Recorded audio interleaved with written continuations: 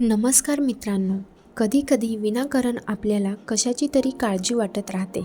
जर कोणी आपल्याला न पटणारी गोष्ट बोललं तर तीच गोष्ट सतत आपल्या मनात फिरत राहते आणि त्या गोष्टीला घेऊन आपण तणावामध्ये जातो आणि त्याचा परिणाम आपल्या आरोग्यावर सुद्धा होतो.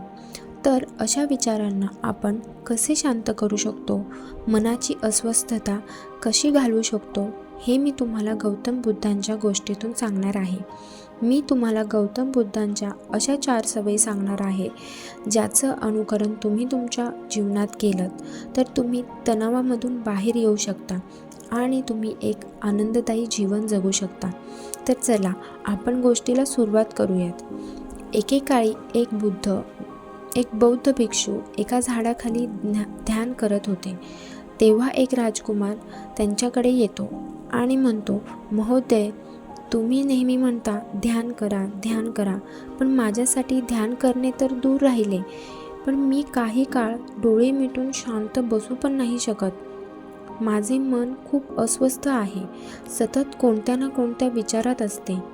जेव्हा पण मी ध्यान करायला बसतो, माझ्या मनात विचारांचे वादळ सुरू होते. माझ्या जीवनातील घडून गेलेल्या गोष्टींवर आणि भविष्यातील घडणाऱ्या गोष्टींबद्दल सतत माझे मन हजारो विचार करत असते. मी या विचारांना थांबवण्यासाठी ध्यान करायचा खूप प्रयत्न करतो, पण माझे मन अशांत आणि आणखी अशांत होऊ लागते. पुढे तो राजकुमार भिक्षूंना म्हणतो, महोदय, कृपा करून माझ्या या समस्येवर उपाय सांगा. पुढे भिक्षू म्हणतात, बाळा, मी काय उपाय सांगू? आता तूच विचार कर. तुझंच मन आहे आणि ते तुलाच 2 मिनिटसुद्धा डोळे बंद करून बसू देत नाही. म्हणजे तू त्याला किती स्वतंत्रता दिली आहे. पुढे राजकुमार म्हणतो, महोदय, मी खूप विचार केला, पण मला या समस्येवर काहीच उपाय मिळाला नाही, म्हणून मी तुम्हाला शरण आलो आहे. आता तुम्हीच मला काहीतरी मार्ग दाखवा. त्यावर भिक्षू म्हणाले, ठीक आहे, मी तुला स्वामी गौतम बुद्धांनी सांगितलेल्या 4 सवयी सांगतो. जर या 4 सवयी तू सोडल्या तर तुझं मन शांत होईल आणि तुला बेचैनीसुद्धा होणार नाही. पुढे भिक्षू म्हणतात, पहिली सवय, दुसऱ्यांच्या मनामध्ये काय चाललंय हा विचार करणं सोडून द्या. लोक काय म्हणतील लोक नेहमीच हीच चूक करतात की दुसऱ्यांच्या मनात माझ्याबद्दल काय चाललंय हे त्यांना जाणून घ्यायचे असते, आणि ही एक सवय सर्वात जास्त बेचैन करते आणि त्रास देते. जास्त करून लोक आपल्याबद्दल चुकीचे आणि नकारात्मक विचार करत असतील असेच आपल्याला वाटते. पुढे आपल्याला असे वाटते की दुसरे आपल्या यशावर जळतात, आपल्याला नीचा दाखवू इच्छितात, त्यांना आपण आवडत नाही, ते आपल्याला मदत नाही करू इच्छितात. असेच खूप साऱ्या नकारात्मक गोष्टी आपण आपल्या मनात ठेवतो आणि त्याचा बदला कसा घेता येईल याचा विचार करतो. त्यांना नीचा कसा दाखवता येईल याचासुद्धा विचार करतो. यात सर्व दुसऱ्यांच्याबद्दल नकारात्मक भावना आपल्याला दुःखी करतात, अस्वस्थ करतात. त्यामुळे दुसऱ्यांच्या मनात काय चाललंय याचं अनुमान लावणं बंद करा. जर अनुमान लावायचंच आहे तर स्वतःच्या मनात काय चाललंय याचं अनुमान लावा. पुढे बुद्ध भिक्षू म्हणतात, दुसरी सवय अशी आहे, जर तुम्ही अयशस्वी झालात तर लोक काय म्हणतील, आता लोक माझ्यावर हसतील हा विचार करणे सोडून द्या. लोक हसतायत तर हसू द्या. दुसऱ्यांच्या अयशस्वीतेवर हसणे हा तर लोकांचा धर्म आहे. तुम्ही जर यशस्वी झाले असते तर हीच लोक तुमचं कौतुक करत असते, तुम्हाला सन्मान दिला असता, तुमच्यावर गर्व केला असता. जसे तुम्ही दुसऱ्यांकडून यशस्वी झाल्यावर कौतुकाची अपेक्षा करता, तसेच जर तुम्ही अयशस्वी झाला तर ते लोक तुमच्यावर हसले तरी तुम्हाला काही फरक पडणार नाही, काही दुःख झालं पाहिजे नाही. समस्या ही आहे की तुम्ही लोक अयशस्वी झाले की खचून जाता, पण सत्य तर हे आहे की अयशस्वी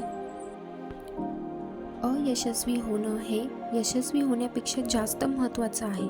कारण कधीच अयशस्वी न होता यशस्वी झालेल्या माणसामध्ये अहंकार आणि दुसऱ्यांना कमी लेखण्याची भावना निर्माण होते.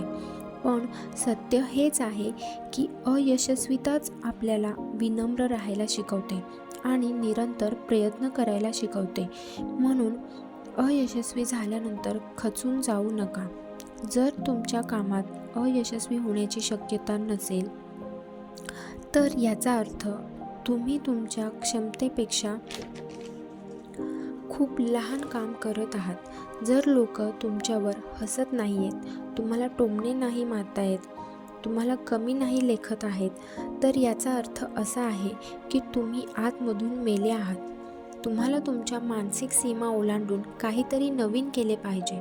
कारण अयशस्वी पण तोच होतो जो काहीतरी नवीन करत असतो. एक गोष्ट नेहमी लक्षात ठेवा, जर तुमच्यामध्ये अयशस्वी होण्याची हिंमत नसेल तर तुम्ही कधीच मोठं लक्ष्य प्राप्त करू शकत नाही. म्हणून अयशस्वी होणे आणि लोकांनी आपल्यावर हसणे या गोष्टीला घाबरणे बंद करा. पुढे गौतम बुद्ध तिसरी सवय सांगतात, विनाकारण वेळ वाया घालवणे बंद करा.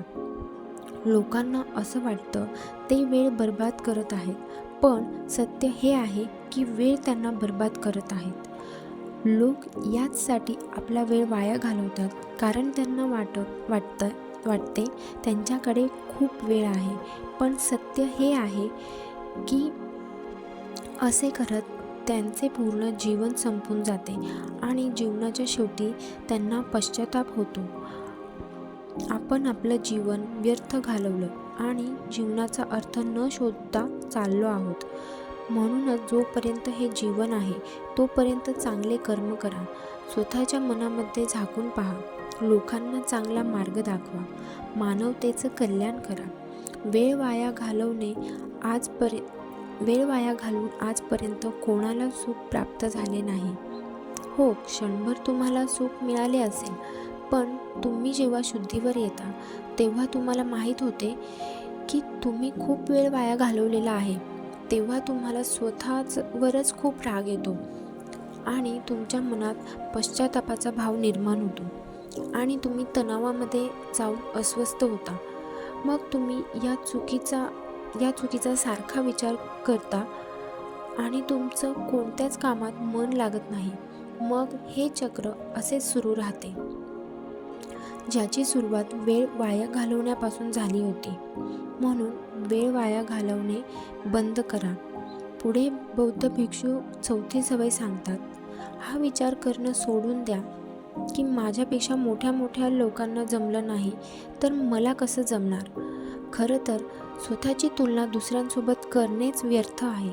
ही गोष्ट तुम्हाला दुःख देते. प्रत्येकाची परिस्थिती वेगळी असते, प्रत्येकाचे विचार वेगळे असतात आणि काय झालं दुसऱ्यांना नाही जमलं